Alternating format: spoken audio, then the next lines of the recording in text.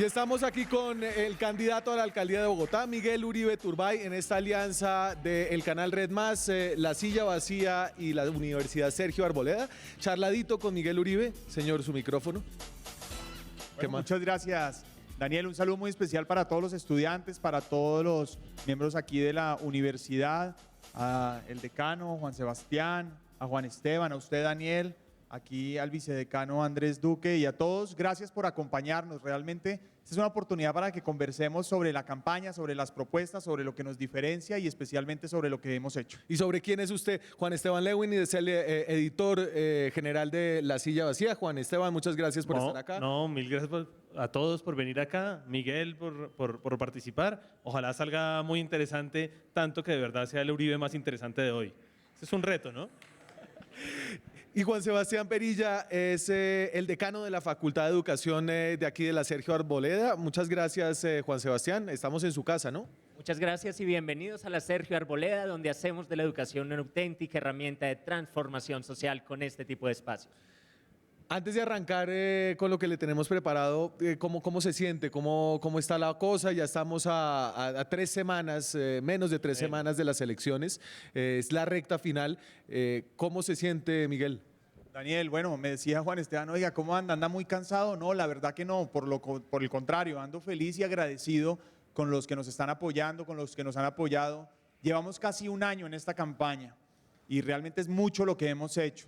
Hemos recorrido la ciudad, hemos conversado, hemos construido el mejor programa, hemos asumido debates, presentaciones. Comenzamos con 400.000 firmas, logramos empezar a unir diferentes sectores y hoy estamos pues ya a 20 días de la elección con una posibilidad única para llegar a la alcaldía, para no solamente ser el alcalde más joven, sino especialmente el que tiene más experiencia. Paradójicamente yo combino dos aspectos que no son normales, encontrar juntos, experiencia y juventud. Cuando uno es joven, pues obviamente está buscando experiencia y cuando uno tiene experiencia, por lo general ya pasó la juventud. Pero hay casos, por ejemplo, como los nuestros. Mire, aquí 4 jóvenes. Y lo menciono porque yo fui concejal, fui presidente del consejo y fui secretario de gobierno. Y he sido el que más responsabilidad ha tenido en Bogotá. Y eso lo que me ha dado es la posibilidad de asumir este debate con responsabilidad, con propuestas y por supuesto vuelvo a repetir, un agradecimiento enorme. Uno en las calles siente el apoyo y a todas las personas que nos están viendo, que nos han apoyado, gracias. Le pregunto por encuestas. Ojalá. Encuestas. Me encanta que usted me pregunte eso porque, mire, aquí desafortunadamente las encuestas influyen, pero no predicen. Ustedes aquí, todos los que están aquí, yo creo que recordamos lo que ha pasado en las últimas elecciones con las encuestas. Las encuestas primero se contradicen entre ellas. En los últimos 3 meses hemos visto encuestas y muchas diferentes, todas de metodología diferente. Pero en las últimas elecciones a presidencia, en el plebiscito y adicionalmente en la última alcaldía, fallaron. No dijeron quién iba a ganar. Ustedes recordarán, dijeron que iba a barrer el sí, ganó el no. Dijeron que iba a ganar Vargas Lleras, ganó el presidente Duque. Dijeron que iba a ganar Lleras solo era una. Esa sí era una. Lo del plebiscito de acuerdo. No, dijeron que iba a ganar Petro y Fajardo y al final terminó ganando el único que nunca estuvo al final, encuesta? Solamente en la segunda. No, lo podemos ver con gusto, haga usted un evento. Me invito otra vez a hablar de encuestas. Dijeron lo mismo con Federico Gutiérrez, que iba a barrer el último día Juan Carlos Vélez y ganó. Bueno, podría decirle muchos ejemplos, pero lo que les quiero transmitir es que las encuestas no solo no predicen el futuro, sino que además no reflejan realmente lo que está pasando. Ustedes, estoy seguro que aquí a la mayoría no lo deben haber ni encuestado y a las personas que nos están viendo. ¿Eso por qué? Porque sí manipulan, claro que manipulan y desafortunadamente hay candidatos que solo juegan a la encuesta. Nosotros le jugamos a la coherencia, le jugamos a la experiencia, le apostamos a los programas. Perfecto. Y vamos a llegar hasta el último momento. Y usted le encanta hablar y yo lo voy a dejar hablar. Bueno, por eso, de todas las cosas que dicho, llevo un año. Andrés, llevo un año esperando esta invitación en esta universidad. Estoy feliz, tengo que aprovechar. Bueno, pero bueno, el caso es que vamos a ganar y vamos a ganar es con votos, que es lo que importa. En las urnas decide la gente. La idea de este charladito es conocer, además de sus propuestas, que usted va a insistir en ellas, es conocer usted quién es, de dónde viene, cuál es su origen político, su origen familiar y cuál ha sido su trayectoria. Solemos arrancar aquí con una foto familiar. Esta la compartió usted mismo en sus redes sociales. Es del 86. Me imagino recién nacido. Ahí está su mamá. Se nota que estoy recién nacido. Sí, está bien rojito. Cuénteme, bueno, a ver quién está en esa foto. Ahí está su mamá, Diana Turbay, está su papá, está su hermana, Diana Carolina. María Carolina. María Carolina Hoyos. Y este es un poco su cuna, literalmente. Así es, bueno, ahí estaba mi papá, mi mamá, mi hermana, como usted lo dice. Mi mamá tuvo un primer matrimonio, tuvo a mi hermana María Carolina, tiene 14 años más, ahí debía tener 14 años. Ahí estaba pues seguramente a unas semanas de haber nacido, si no es el día, pues prácticamente. Yo viví con mi hermana los primeros 5 años, 4 años de mi vida, mientras viví con mi mamá. A mi mamá la secuestran cuando yo tengo 4 años y medio, y cuando ella está secuestrada duran un secuestro de 6 meses. Y ahí mi hermana se va a vivir con su papá, yo me quedo viviendo con mi papá. Cuéntele, Y a estos chinos no saben quién es Diana Turbay. desafortunadamente ya cuando a mi mamá la matan, pues ya nos separamos. ¿Quién es? Mi mamá era Diana Turbay, mi mamá era periodista y mi mamá había fundado 2 medios de comunicación, Krypton, que era un noticiero en televisión, y Hoy por Hoy, que era una revista. Mi mamá había entrevistado 3 veces a Carlos Pizarro, y en el proceso de Carlos Pizarro, que era el comandante del M-19, ella logró convencerlo y además convencerlo de dejar las armas, pero además de restablecer un vínculo de comunicación con el gobierno. Y fue mi mamá la que ayudó a contribuir en ese vínculo. Ya después llegó el gobierno nacional y hicieron pues el proceso de desmovilización que ustedes ya conocen del M-19, del EPL, del Quintín Lama, entre otros. Y mi mamá estaba convencida de que a través del periodismo iba a poder lograr la paz en Colombia, pero especialmente estaba convencido que con cualquier guerrillero que se sentara lo iba a convencer como lo había hecho con Carlos Pizarro. 2 años más tarde, ella estaba sentada en Krypton, en Teusaquillo, que era una casa del noticiero, y llegaron 2 tipos y le dijeron: Diana, el cura Pérez quiere verse con usted, quiere una entrevista. El cura Pérez era el comandante del ELN, era español, cura, y no daba entrevistas. Mi mamá dijo: esta es la oportunidad, y además era el grupo en ese momento más sanguinario. Bueno, en ese momento y en otros, pero en ese momento, digamos, básicamente era el grupo más sanguinario. Entonces mi mamá dijo: de una. Obviamente todo el mundo le dijo: tenga cuidado, el cura Pérez, ¿cómo se va a meter usted con él? Bueno, imagínense que ahí estaba cambiando el gobierno, estábamos en elecciones, en esas elecciones es donde se elige a Gaviria, y cuando van a hacer el viaje, vuelven y aparecen estos tipos y le dicen: no, todavía no lo hagamos, esperemos a que se posesione el nuevo gobierno, porque están en posesión y están haciendo operativos de control, esperemos 2 o 3 meses. A los 2 o 3 meses vuelven y le dicen: bueno, ya estamos listos. Mi mamá estaba convencida de que iba a convencer al cura Pérez de dejar las armas. Ella se tenía que ir un viernes, volver un lunes. Yo me acuerdo muy bien, yo desafortunadamente no me acuerdo mucho de mi mamá, pero el viernes me acuerdo perfecto del último beso, del abrazo, tengo la imagen perfecta. Pues el lunes nunca llegó y se fue. Y resulta que durante un mes nadie supo dónde estaba. Todo el mundo decía: uy, el cura Pérez la secuestró. Incluso en esa época mi papá, con el aval del gobierno nacional, se reunió con todo el secretariado de las FARC para que le ayudara a intervenir ante el cura Pérez a ver qué había pasado. Bueno, se demoró un mes Colombia en saber que el que la tenía secuestrada era Pablo Escobar. Pablo Escobar la secuestró, estuvo 6 meses secuestrada y finalmente fue asesinada el 25 de enero. Yo cumplo 20 años el 28 de enero, la matan el 25 de enero. Mi papá me dice ese día que si la acompaño al entierro, voy. Mi último recuerdo de mi mamá es verla muerta en un ataúd. Desafortunadamente he reconstruido con el tiempo lo que ella fue como periodista, como mujer, como mamá, y finalmente es mi mayor inspiración. Mi mamá dio literalmente la vida por este país. Y terminaría con una cosa que es importante y es parte de lo que yo soy. Cuando mi mamá la secuestran para pedirle para pedir el rescate, le dicen al presidente: firme la no extradición. Es decir, lo que estaban haciendo era chantajeando al gobierno, no era pidiendo plata, no era diciéndole no a la extradición.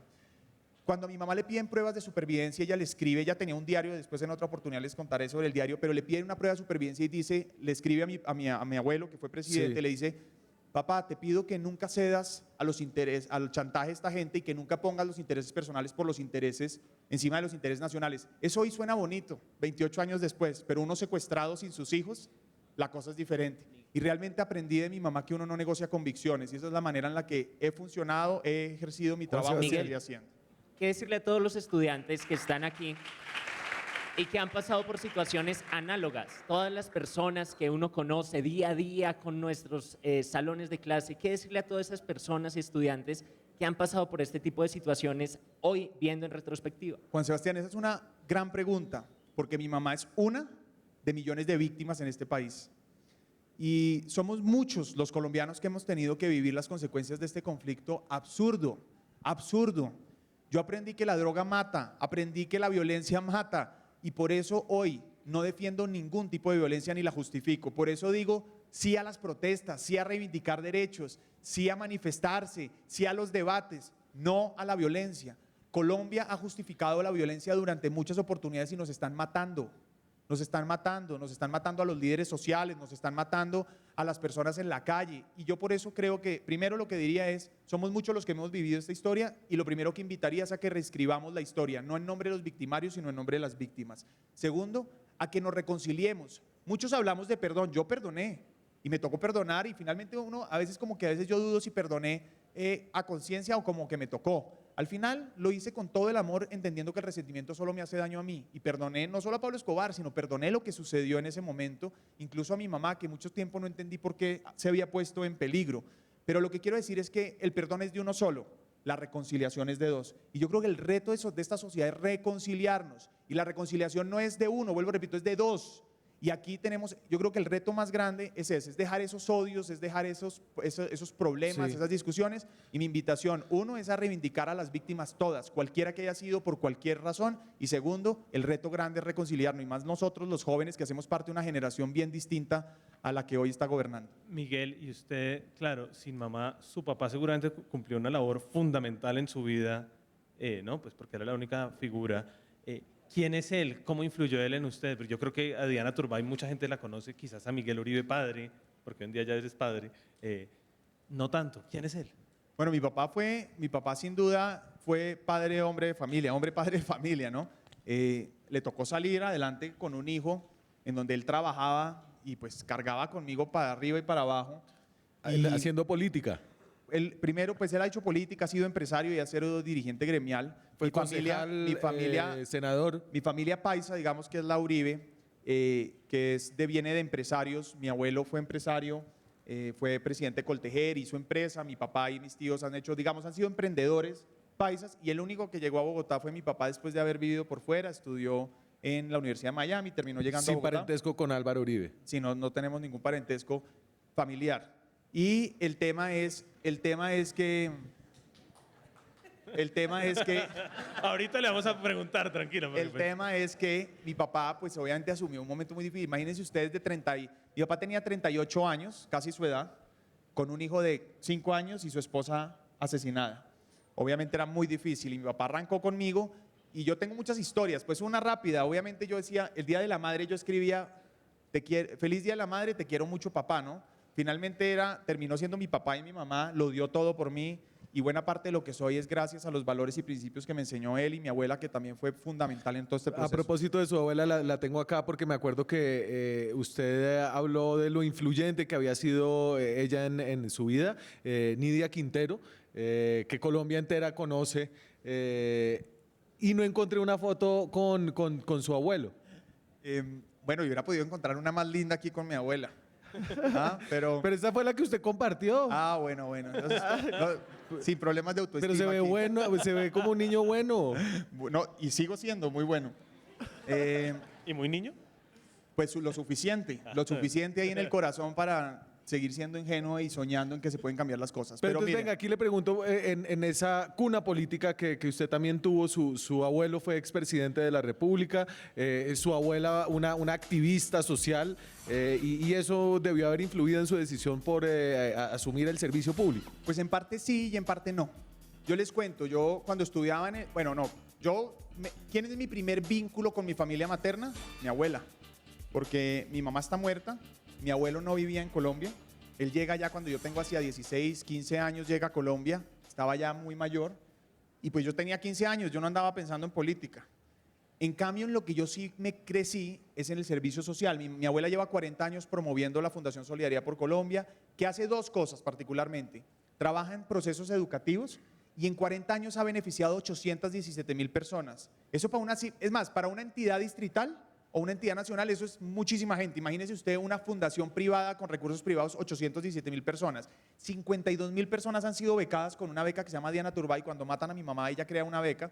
Y finalmente, pues la fundación que recoge recursos precisamente para estos programas. Cuando yo crezco al lado de ella y me toca ver eso. Con ella fui a la ola invernal, con ella fui a todos los desastres. Yo estaba ahí al lado. Eso fue lo que vi desde pequeño. Cuando yo tengo 10, 15, 14, 15 años, yo empiezo a competir en ajedrez de alto rendimiento. Jugaba ajedrez, yo estudiaba 7 horas diarias de ajedrez, estudiaba. Muy bueno. Y soñaba con ser campeón mundial.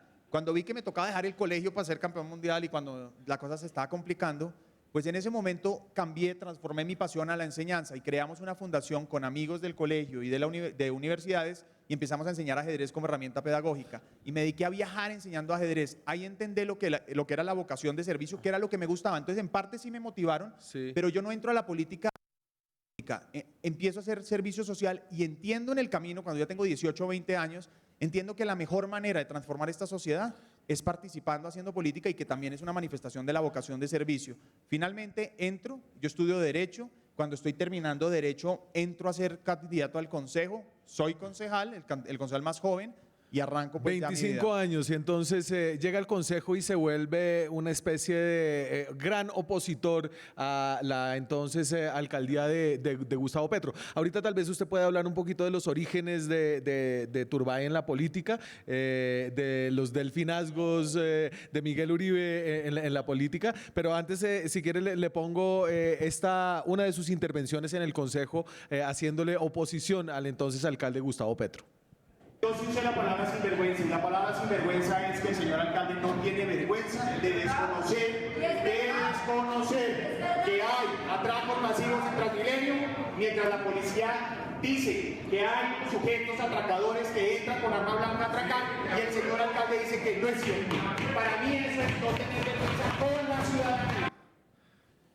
Ese es el concejal, 16.000 votos, Partido Liberal y presidente del consejo durante esos 4 años. ¿En el tercer año fue? Del tercero, 16.600 votos, me costaron, ¿no? Trabajo, esfuerzo, sudor, fue muy difícil conseguirlos. Pero entonces usted Y- ahí va de la mano De Simón Gaviria, con alguna cercanía con Simón, ¿no? Pues yo estaba en el Partido Liberal. Sí, sí, sí, Y por donde estaba supuesto, Simón en ese momento Estaba también. Simón, exactamente. Mi candidato a la alcaldía hace 8 años fue David Luna. En ese momento fue David Luna. Y llego al consejo siendo el más joven, pero venga, rápidamente les cuento. Yo llego al consejo y yo llegué diciendo, hay que trabajar en equipo, hay que apoyar a este alcalde. Yo no lo apoyé, no era un candidato que me gustara, pero tenía un discurso en el que yo creía y era la lucha contra la corrupción. Ustedes se acordarán que acaba de salir el carrusel de la contratación, Petro dijo pues que cero corrupción. Pues me demoré 2 meses para entender que no iba ni a luchar contra la corrupción ni que iba a ser buen alcalde. Y ahí empecé a tomar y a formarme un criterio, era el más joven. Y ojo, hacía parte la minoría del consejo, la mayoría del consejo estaba apoyando al alcalde. ¿Y eso por qué vale la pena? Porque uno para ser independiente, yo siempre he sido independiente. Independiente no es estar solo. Y yo quiero hacer esta reflexión para ustedes, particularmente para los jóvenes. Ser independiente no es estar solo. Ser independiente es estar donde uno le corresponda, pero no negociar convicciones. Ser capaz de alzar la mano y decir, yo no pienso eso. Yo estaba en el Partido Liberal, buena parte de la bancada estaba con Petro, yo no, por ejemplo. Y empecé a defender un proyecto de ciudad, nunca agrediendo personalmente al alcalde.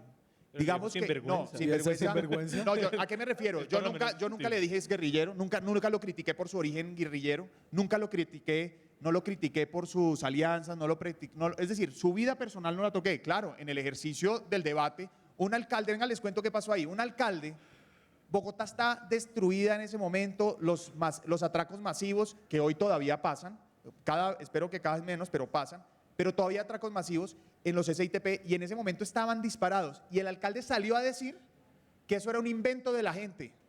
Y de la policía. Entonces, no, dijo que era un invento de la gente, él lo dijo. Y entonces es ahí donde yo salgo y le digo, no sea sinvergüenza, ¿cómo es posible que usted diga que es que los atracos masivos son un invento de la gente? Pero a lo que yo quiero llegar es que Llegue. hago oposición. Gracias, ¿no? O sea, oiga, me debería invitar más a estos programas porque Hágale. cuando estoy allá no me dejan hablar tanto. Entonces, realmente hago oposición, llego al tercer año, soy presidente del consejo. ¿Por qué? ¿Por qué llegó a ser presidente? Porque eso normalmente se requiere que la alianza mayoritaria elija. Exacto. Que era lo que tenía Miguel Uribe Me en ese alegra momento. mucho que diga eso. No es normal. Es más, podría decir que nunca pasa que un concejal en oposición llegue a ser presidente. Y primíparo. Porque, Y y joven. además, pues eso lo que dice es que lo hice bien. Pero, eso lo que quiere ¿y qué decir es pasó? que, mire, ¿sabe qué creo? Primero, que fui independiente. Sabían que conmigo no respondía a intereses de nadie. Segundo, que no negociaba convicciones, Sí. que fui coherente. Ojo, eso es fundamental. Fui coherente, entonces podían confiar en mí.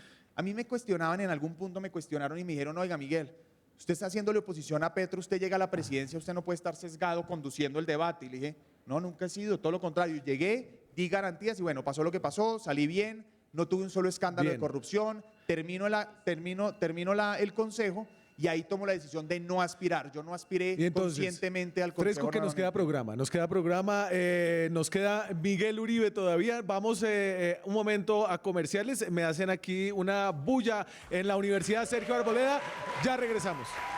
Seguimos aquí en la Universidad Sergio Arboleda en esta alianza con La Silla Vacía, el canal Red Más. Charladito con Miguel Uribe, ese es nuestro hashtag hoy. Hablábamos de su paso por el Consejo de Bogotá.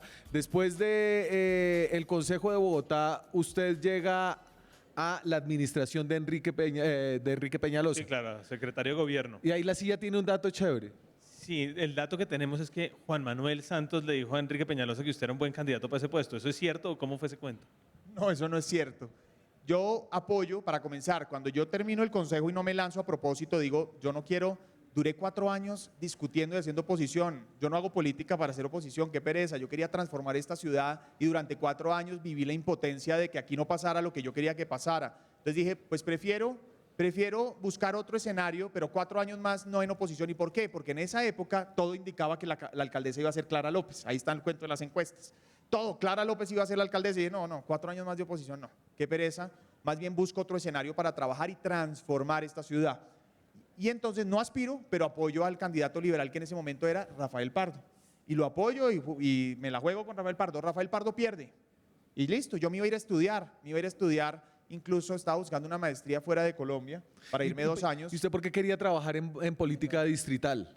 Porque, bueno, esa es una muy buena pregunta. Yo fui ponente del plan de ordenamiento territorial de Gustavo Petro y entendí lo que hace una ciudad. Construir una buena ciudad es combatir la inequidad, la injusticia y generar oportunidades. Probablemente no hay nada más concreto que hacer una buena ciudad para vivir mejor. Si nuestra ciudad es buena, nos demoramos menos tiempo en el transporte, vivimos más seguros, tenemos más oportunidades, tenemos mejores empleos, podemos ser más felices, disfrutamos el espacio público, etcétera, etcétera. Entonces, quería transformar ciudad. Cuando pierde Pardo, yo arranco y digo, bueno, me voy a ir a estudiar. Y a las 2 semanas recibo una llamada del alcalde Peñalosa, en ese momento electo, y me dice, Miguel, quiero hablar con usted. Yo voy, hablo con él y me dice, ¿usted qué va a hacer? Le digo, me voy a ir a estudiar. Y me dice, yo quiero que usted sea secretario de gobierno. Yo pues casi me caigo, ¿no?, de la silla, yo ayudé al otro, este tipo no me conoce. ¿Y de dónde sacó eso Peñalosa? Entonces, ¿Usted sabe? él me había visto, digamos, en el proceso, digamos, él me conoció en mi ejercicio y en ese momento me dijo, oiga, realmente me gustó mucho su labor, yo necesito a alguien que me ayude a construir, digamos, una posición. Ustedes saben, a él lo critican mucho porque le decían, no, oiga, no, es que, bueno, y todavía se equivocan temas de comunicación y cosas, pero él, digamos, necesitaba alguien que me ayude un poco a transmitir los mensajes diferente, a que ayuden los temas de alcaldías locales. Yo he hecho un debate muy bueno de alcaldías locales, el secretario de gobierno tiene a cargo las 20 alcaldías, etcétera. Y entonces él me dice, oiga, quiero que usted sea, pero me dice, el problema más grave es que usted sea de un partido político, porque yo no, él lo estoy nombrando por un partido y van a pensar que entonces me toca nombrar a los Alguien otros de de Cambio partido. Radical y de- Resulta que no. Y entre otras cosas, un par de personas, particularmente de Cambio Radical, se me opusieron. Me dijeron, ¿cómo es posible que usted esté nombrando a alguien que estaba con el que perdió Y lo nosotros nombre que le aquí? hicimos campaña, Entonces, ¿qué? entonces yo, digamos que ese tiempo, pues nada, yo le dije que me dijo, ¿usted qué va a hacer? Le dije, me voy a estudiar. Y me dijo, aprende más en Bogotá, en la Secretaría de Gobierno, que en cualquier universidad. Yo le dije, yo obviamente estaba consciente de eso, entonces finalmente llego, acepto obviamente, finalmente él me puede nombrar, llego, duró 3 años. Mientras que la administración pasada en los mismos 3 años tuvo 5 secretarios de gobierno, todos con 20 años más que yo. Salieron en la puerta de atrás y con escándalos. Yo no tuve un solo escándalo de corrupción, goberné más, tuve 3 años en los temas más difíciles, fui alcalde Casi encargado gobierna. 25 años, 25 veces, perdón. Fui alcalde encargado 25 veces, Daniel. Tuve a cargo las intervenciones más complejas, tuve 20 alcaldías. Venga, 2.000 déjese personas preguntar y aquí. 3 millones de personas. No tengo un solo escándalo. déjese preguntar. Eso hace que determinados sectores hoy muestren, No, pero ¿sabe qué quisiera decir? hay determinados sectores hoy que muestren que usted es el candidato abanderado de Peñalosa. ¿Qué hacemos con el lema de impopulares pero eficientes? Pues yo soy popular Pagarlo. y eficiente, así que ahí ustedes verán. Pero yo quiero decirle una cosa, ser joven no es sinónimo de inexperiencia, ser joven no es sinónimo de inmadurez, ser joven no es sinónimo de incapaz. Y ese es un mensaje fundamental. Elegirme a mí es reivindicar el papel de los jóvenes en una sociedad, de una generación que ya nos mamamos de esperar, de que critiquen. No queremos construir, queremos construir. Así que hemos demostrado con hechos que los jóvenes podemos asumir responsabilidades. Vuelvo, repito, 3 años como secretario de gobierno. Segundo, mire, yo soy coherente. Mientras otros candidatos se acomodan a las circunstancias, yo he sido coherente. Coherente no con un alcalde, coherente con mis principios y mis convicciones. Creo profundamente que lo que hoy está pasando en Bogotá no se puede echar a la borda. Mire, aquí todos, estoy seguro que todos queremos que algo sea mejor, que se cambie, que se hagan cosas diferentes, no me cabe la menor duda. Pero lo que estoy seguro es que todos estamos conscientes de que borrón y cuenta nueva nos va a condenar a perder tiempo y plata y esfuerzos. Nosotros no podemos volver a empezar de cero. Y por eso yo he dicho, me la juego a terminar lo que se comenzó, a continuar lo que va bien para hacer más y mejor y por supuesto Bueno, entonces corregir lo que queda ya pendiente. llegamos a su ejercicio y su campaña política. Yo le voy a poner un pedazo de video del programa en el que estuvo en mi programa en julio de este año cuando usted se no estaba puedo hablar. lanzando como candidato independiente, cuando todavía no había aceptado los avales de todos estos partidos. Y así defendió usted su posición, Miguel. Mire, yo creo que ahora particularmente los políticos por conveniencia andan, ¿no?, acomodándose, entonces Sí. mientras les sirve, mientras están nombrados por un partido les gusta, después no, mientras les conviene apoyan a alguien y después cambian, y esa incoherencia pues genera desconfianza e incertidumbre y está caracterizando buena parte de los candidatos que hoy están en esta contienda. Cuando tomo la decisión de lanzarme a la alcaldía, tomo la decisión de no esperar avales de partido, entre otras cosas, porque muchas veces los tiempos de los partidos no son los tiempos de la ciudad. Y esa es la razón por la que tomo la decisión de ser independiente, recoger 400.000 firmas, y es ahí donde empiezo a convocar. Luego esta independencia de Avancemos vino y empezó a estar acompañada, y le voy a poner su tarjetón, así es el tarjetón de Miguel Uribe. Yo a veces me he referido a él como un árbol de Navidad, pero no, le falta el verde, ¿no? Afortunadamente. Ahí tiene entonces usted Avancemos, que es un movimiento, el Partido Liberal. ¿Cómo hizo usted, Miguel, para juntar a los liberales, a los conservadores, voy a al contar. Centro Democrático, los cristianos de Colombia Justa Libre y los cristianos del Partido Mira? Bueno, varias cosas. Lo primero que me encanta de ese video que usted puso es que he sido coherente. Mientras todos los candidatos han cambiado en los últimos 6 meses de posición, yo no. Sigo diciendo, defiendo un modelo de ciudad, defiendo este modelo de gobierno y por supuesto hay que cambiar cosas, pero no soy incoherente. Me la he jugado por eso. Segundo, cuando usted dice ahí lo de la independencia, ahí corta el tema y quiero hacer referencia. Usted me pregunta por qué me lanzo por qué renuncio al Partido Liberal y por qué se lanza por firmas. Dije varios argumentos. Uno de los argumentos que uso ahí es porque en ese momento ningún partido quería dar avales, porque ningún partido, porque estaban era viendo a ver cómo se acomodaban en ese momento o viendo a ver quiénes eran los candidatos o que unos decían que Claudia López ya estaba elegida. Entonces yo dije, yo no estoy para esperar, o sea, mi proyecto político y lo que yo defiendo no está para esperar a ver si un gran jefe político me da un aval, no. Yo me la juego y por eso recogí 400.000 firmas, 400.000 firmas, las recogimos. Eso no, yo nunca dije, nunca tendré avales de partidos, no, ni es lo que yo esperaba. Pero yo sí lo que dije es, yo dependo de mí, dependo de los ciudadanos. Y la diferencia es que ser independiente, lo repito, no es estar solo. Yo puedo tener muchos partidos apoyándome, pero no dependo de ninguno de ellos. Yo dependo de mis firmas y de mi aval. Pero venga, Eso- pero déjeme no, pero déjeme preguntarle, terminar. No, eso es muy importante para porque mí. Si usted llegara a la alcaldía de Bogotá, esos partidos tienen unos intereses y esos partidos van a querer que usted en su administración los ponga a Pero, pues, gobernar ellos- y los no, pues, represente. Ya podemos trabajar sobre ese argumento que usted está dando, pero lo primero es que, vuelvo, repito, ser independiente no es estar solo. Segundo, la manera en la que yo hice mi proceso solo hasta julio, casi, y ahí los partidos vieron que la opción, que vuelvo, repito, coherente, pero además defendiendo un modelo en los que ellos coincidieron, llegaron, hicimos acuerdos programáticos sobre la mesa, yo actúo de frente, yo no busco partidos y les pido que me apoyen por debajo de la mesa, no. Porque además, ¿quién dijo que la institucionalidad está mal? Claro que hay corruptos, claro, pues sanciónenlos. Pero además, unirse no solo es para ganar, es para gobernar. En Bogotá ya hemos vivido las consecuencias de la división. Y ojo a esto que me encanta que usted ha preguntado, ¿cómo los pusimos de acuerdo? Estamos hablando de reconciliación, estamos hablando de perdón, estamos dejando atrás las discusiones. Poner de acuerdo a gente que piensa diferente no es un problema, es una virtud. Y los pusimos de acuerdo pensando en qué, en el metro, pensando en un proyecto que genere empleo, que sea cercano al sector privado, que genere oportunidades. Y finalmente eso es lo que es que aquí no estamos dando una discusión ideológica, que es la que se puede estar dando en el gobierno nacional. No, Bogotá ha sido víctima precisamente de ese debate nacional y aquí lo que tenemos que pensar cómo administrar. Y por último, el tema fundamental es que los partidos cuando usted dice que llegan a esperar, Primero, hemos hecho un acuerdo sobre bases públicas. Segundo, el que va a gobernar soy yo y ya estuve. Y a mí no me están acusando, yo no tengo escándalos de corrupción. Y vuelvo y les repito. Pero va a gobernar necesitamos- con ellos. No, pues vamos a gobernar con Sí, los mejores. gobernaría Entre con otras, ellos. primero voy a gobernar con los mejores. Pero Y entonces, segundo, ¿sin ellos? No, pues con ellos o sin ellos. Es decir, ellos van a estar en el consejo. Porque son hartos. Ellos van a estar en el consejo. Más pero- directamente, el no, gabinete podría ser político, técnico, mire, con soy el banderas, único candidato- liberales, conservadoras, Soy el único candidato, Juan Sebastián, que centrodemocrático. ya tiene funcionarios nombrados. Hay funcionarios que yo voy a llegar a dejar porque precisamente me la estoy Perfecto. jugando por no perder tiempo. ¿Quién? No, y hago, no le voy a decir, Pues Juan puede Esteban. ser pero diga, interesante ¿a quién saber dejaría? nombres. Pero lo que yo sí le quiero decir es por qué.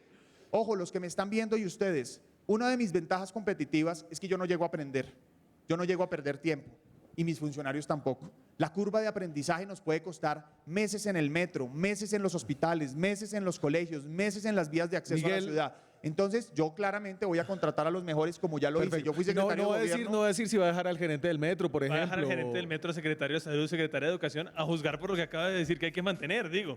Yo estoy extrapolando, no lo ha Usted- dicho. Yo no he dicho ni Yo voy a sé que no decir. lo ha No dicho. dijo. Pero digo. no, la del metro sí lo he dicho. Por supuesto que va a dejar el gerente del metro. Perfecto. Si queremos metro hay que hacerlo ya y no vamos a cambiarle una sola coma. Me voy a ir a una pausa. Seguimos con Miguel Uribe Turbay en minutos. Bueno, gracias. Seguimos en la Universidad Sergio Arboleda en esta alianza con la Silla Vacía, la Sergio y el canal Red Más. Hoy charladito con Miguel Uribe Turbay, el último de los candidatos a la alcaldía de Bogotá que entrevistamos. Las elecciones son en poco más de 2 semanas, 27 de octubre. ¿Y usted por quién recomienda votar al Consejo, hablando de todos esos partidos? Escojan al mejor, hay muchos muy buenos candidatos, hay buenos al que les guste, de acuerdo al partido, Venga, de Miguel. acuerdo a las propuestas. Algo que genera preguntas dentro de las personas jóvenes y hablando de estas alianzas variopintas que usted ha formado es su alianza con los partidos cristianos y las iglesias cristianas que obviamente tienen un derecho de hacer política en una democracia, pero que también tienen unas creencias muy fuertes. Aquí lo voy a mostrar a usted en una de estas iglesias recibiendo la bendición de un pastor. Esta ciudad de Bogotá jamás ha tenido un alcalde como usted. Pondré mis ojos sobre su vida, dice el Señor. Pero usted tendrá que estar atento a mi voz. Al lado de cada rey siempre hubo un profeta. Reciba el consejo de un pastor. Deje que la palabra del Señor anide en su corazón. A ver, y entonces, ¿cuál es la pregunta que a usted le surge, Juan Sebastián, ahí? A ver, Miguel, Bogotá es una de las ciudades más diversas posibles, desde colores y todo tipo de tendencias. ¿Qué decimos con los estudiantes que están viendo esto y que parece que está un tanto sesgada o piensan que está un tanto sesgada la campaña que está haciendo Pues desde venga, las yo, iglesias? Bueno, lo yo le primero- meto ahí el picante y es, ¿qué pasa con el tema LGBT cuando usted asume compromisos con iglesias cristianas? Bueno, lo primero que le quiero decir es que yo creo profundamente en Dios y soy católico.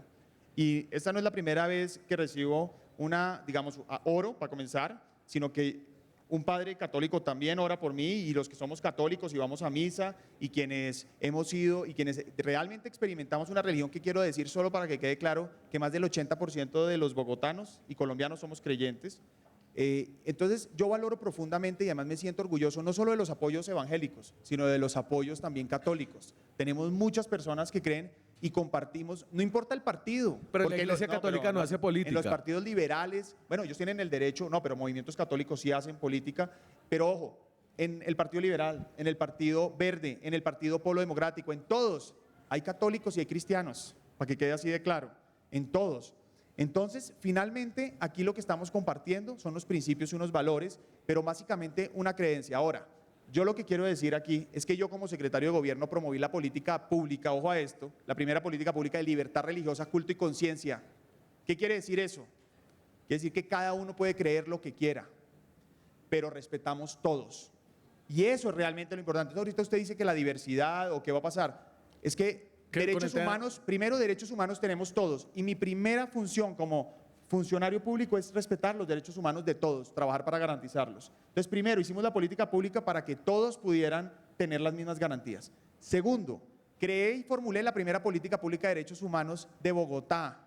La creamos nosotros, precisamente, ¿qué? Para garantizar los derechos humanos. Fui secretario de gobierno, creamos la primera línea de protección de líderes sociales y me tocaba y tenía a cargo las casas refugio de las poblaciones LGBTI. No solamente mejoramos el servicio, aumentamos los recursos, sino cumplimos nuestro deber, pero al mismo tiempo tenía la política pública de libertad religiosa. ¿A qué voy? Como alcalde voy a gobernar para todos, y cuando uno gobierna para todos, no discrimina, no se sesga, no persigue. Eso es lo que realmente he hecho y voy a hacer.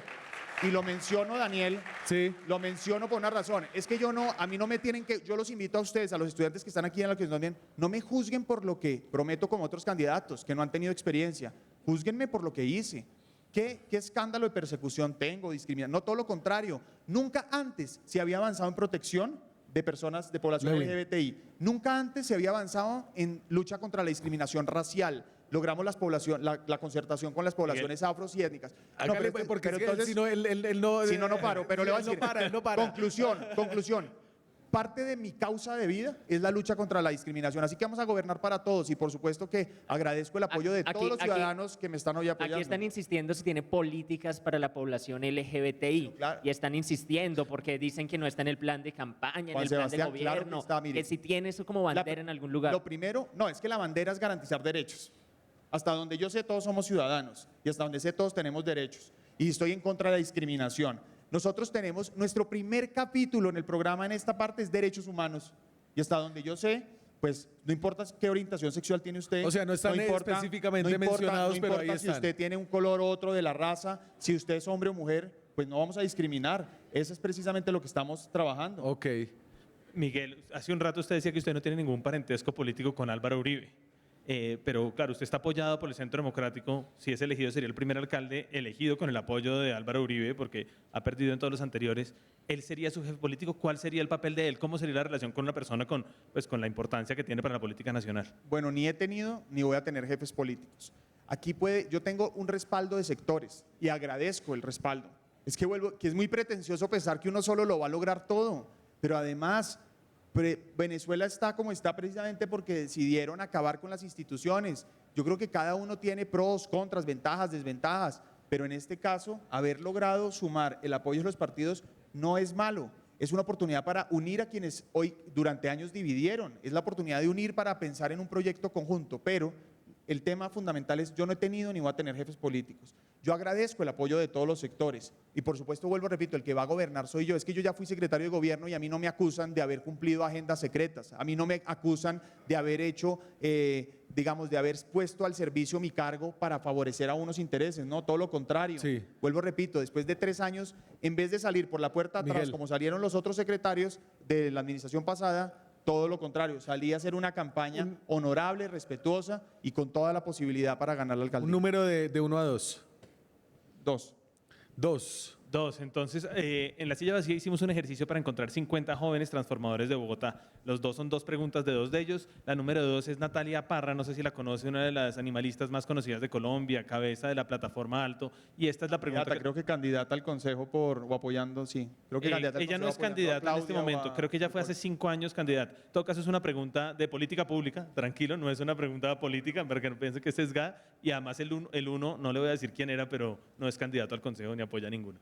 Si nos pasan por favor el full, y aquí va la pregunta. Bogotá ha venido avanzando, abordando al menos varias de las problemáticas que existen para los animales del distrito, tanto silvestres, externos, silvestres, sabaneros, domésticos. Pero ¿cuál va a ser su principal apuesta?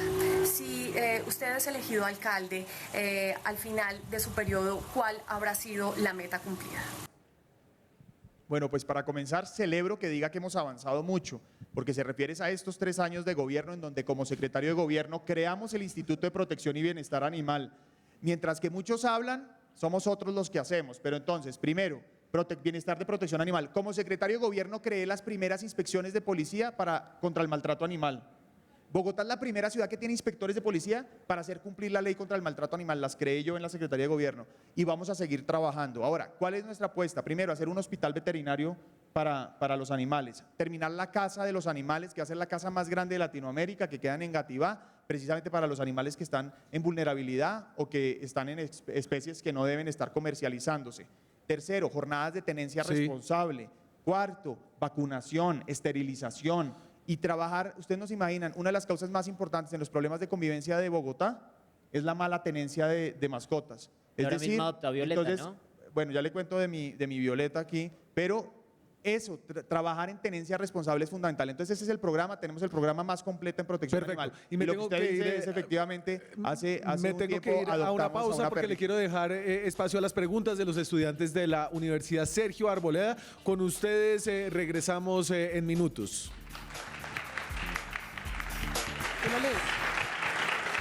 Seguimos aquí en la Universidad Sergio Arboleda con Miguel Uribe Turbay, candidato de Avancemos, quien va a recibir preguntas de los estudiantes de la Universidad Sergio Arboleda. Está con el primero de ellos, Angélica Latorre, periodista de Zona Franca. Bueno, Manuel, que es ingeniero electrónico, sexto semestre, nos va a contar qué le preguntaría al candidato. Buenos días. Mi pregunta es la siguiente. ¿Por qué atacar el microtráfico desde el consumidor y no desde el dealer u organización criminal? Gracias, gran pregunta. Realmente son los dos enfoques. Yo he planteado, por una parte, que para ganarle al microtráfico, la batalla, sin duda, tenemos que ganar también la batalla del consumo, pero se hace de dos maneras. Primero, nunca criminalizando al consumidor. Lo que estamos diciendo es que no se puede consumir en espacio público, que es bien diferente. Ojo a esto, los países más progresistas en legalización de droga, los más. Holanda, por ejemplo, ¿deja consumir droga en el espacio público? No deja consumir espacio. Y aquí estamos en el peor de los mundos. Es ilegal, se supone que es ilegal y se puede consumir en todas partes. Entonces lo que yo estoy planteando es, ojo, oportunidades. La Universidad del Deporte, formación, llevar la Universidad Distrital y el SENA a los colegios distritales en jornada nocturna para abrir más de 20.000 cupos. 20% de los contratistas del distrito van a ser para primer empleo, para generar alternativas y oportunidades. Soy el único, y me la he jugado desde el comienzo a decir, centros de rehabilitación y red de apoyo para las familias. Entonces, realmente estamos haciendo oferta y estamos atendiendo al consumidor para dar alternativas, pero sin duda hay que decir no al consumo. Ahora, ¿Usted a alguna quien, vez hay ha que, a consumido? quien hay que perseguir, no, droga no, a quien hay que perseguir es a quién, al jíbaro. Y yo puedo decir con conocimiento de causa y con autoridad moral de que nos hemos hecho las intervenciones más grandes. Hice parte del equipo que acabó el Bronx, Cinco Huecos, San Bernardo, La Estanzuela, María Paz, las ollas más grandes. Y hay que seguir combatiendo. Ahora, ¿faltan cosas por hacer? Claro. ¿Hay ollas? Claro. ¿Hay jíbaros todavía? Claro. Entonces, oportunidades, rehabilitación y, por supuesto, mano dura contra los Pero jíbaros. cuando salía de la universidad, ¿no se acuerda los viernes por ahí que sale uno y había consumo, cerveza, marihuana en un ambiente estudiantil? Digamos que eso no le parece que sucede con frecuencia y hay que tomarlo como una realidad en las comunidades universitarias, sobre todo. Daniel, no, yo no creo que esté bien y no creo creo que ese ejemplo que usted me está dando es un ejemplo que eventualmente puede no tener conflictividad. Pero resulta que yo recorro Bogotá y en Bosa por venir no quieren ni una cerveza en el espacio público porque no toman porque después termina una o dos o no sé cuántas, terminan en un conflicto. Porque resulta que el lugar más violento para las mujeres es la casa y el problema más grave contra violencia de género es ¿cuál? El alcoholismo. Es llegar y tener esas peleas por efecto de droga o de alcohol. Porque los problemas y las riñas más grandes terminan siendo derivadas por personas que están bajo sustancias psicoactivas. Entonces, pues si uno mira cifras, si usted quiere ver ejemplos, usted me da un ejemplo, yo le doy cifras. La mayoría de los casos de homicidios, de riñas, de lesiones, de violencia de género tienen que ver con la droga o el alcohol. Pues finalmente jugársela a que en el espacio público no haya consumo. Está buena esa cifra para un chequeo. Si es realmente una oportunidad, por favor. Angélica. Bueno, Laura, juventud y experiencia, ¿sí? ¿Te convenció el candidato o no? Vamos a hacer la pregunta mejor. Yo quisiera preguntar qué políticas sociales piensa implementar para reducir las cifras de desempleo juvenil en la ciudad. Y añado una cosa, aparte de la formación para miles de programadores. Muy buena. 500.000, dijo usted, Sí. ¿no? Sí, y la sigo manteniendo. Es que formar 500.000 programadores es formar 500.000 personas con habilidades de programación, desarrollo de software y análisis de datos. Hoy, señor decano de Educación, tenemos el 52% del PIB colombiano, las actividades que lo producen podrían automatizarse con la tecnología que hoy existe. El reto en los próximos 20 años es precisamente evitar la deserción o la masacre laboral que va a haber precisamente por la cuarta revolución industrial. Pero al mismo tiempo, un joven de 3 o 4 o 5, perdón, un niño de 4 o 5 años tiene un chance del 70% de trabajar en un empleo que ni siquiera hoy existe. Entonces, finalmente, el reto es formar para tener esas habilidades. Ojo, en el área de conocimiento que ustedes quieran. Usted puede ser veterinario, ingeniero, economista o abogado, pero debe tener habilidades en programación. Vamos a empezar a formarlos desde el colegio. 350.000 serán jóvenes de estudiantes de colegio que tendrán esas habilidades y 150.000 en educación superior y el resto en reentrenamiento laboral. En el mundo entero, un foro económico mundial desde los últimos 5 años tiene como base fundamental la cuarta revolución industrial y cómo llevar la tecnología al servicio de los ciudadanos y dar esas herramientas, primero. Y eso sin duda va a generar oportunidades, empleo digno, alternativas y en la nueva economía digital. Segundo, vamos a contratar el 20% de los contratistas para jóvenes de primer empleo, pero además lo vamos a estimular en los contratistas y en las empresas que trabajan en el distrito y por supuesto en el sector privado. Estoy convencido que a los jóvenes hay que darles oportunidades. ¿Cómo es posible que un manual de funciones de una entidad no tenga un primer empleo? Hay algunas que lo tienen, otras no. Entonces, finalmente están generando una barrera de acceso a jóvenes que quieren entrar a estas entidades. Entonces, esos son algunos de los ejemplos que vamos a utilizar. Ya dije… ¿Y empezaríamos en educación media o desde educación básica? Estamos hablando de… de… proceso de programadores, desde formación… media. Desde media vamos a comenzar, por supuesto… Tenemos que llegar a que desde básica se haga, pero desde media vamos a comenzar nosotros. Vamos a estar en educación superior con universidades públicas y universidades privadas. Y finalmente vamos a dar una oferta pública gratuita de reentrenamiento laboral también de estas habilidades. Perfecto. Se nos va a acabar el tiempo. Tenemos la pregunta que le hemos hecho a todos los candidatos que tiene que ver con… Última pregunta. Apostándole a que gana o no gana, pero si queda de segundas, ¿vamos o no al consejo?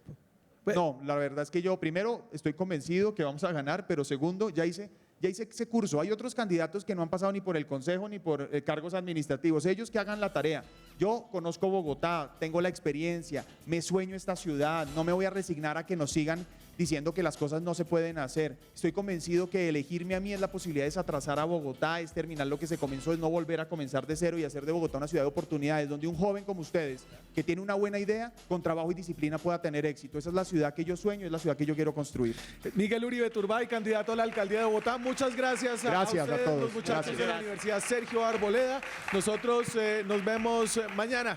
Chao.